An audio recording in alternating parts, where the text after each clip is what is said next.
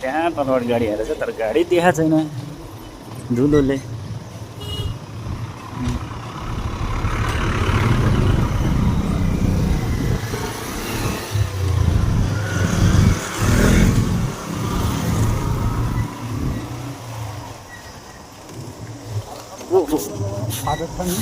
बाटो छैन होला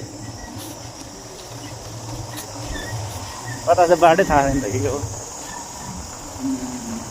बाटो त छ नि केही देख्दैन त्यसो गर्दा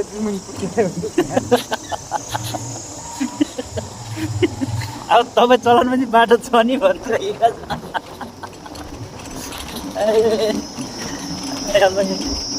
आजको यात्रा बडो रमाइलो भइरहेछ।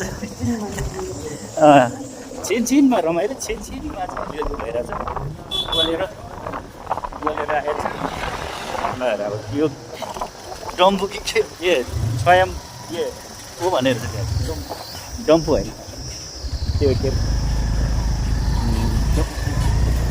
भन्यो त्यसलाई यार त्यसको चिनो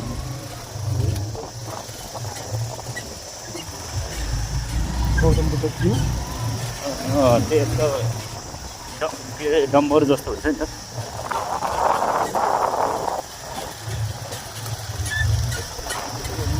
पाउनु भएन नपुर छ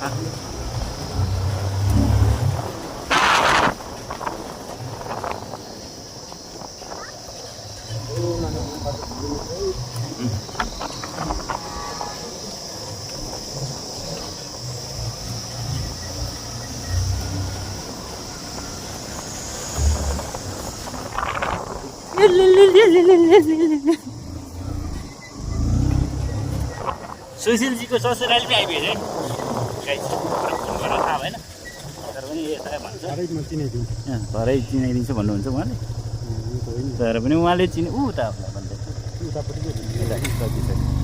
सकिसक्यो है सर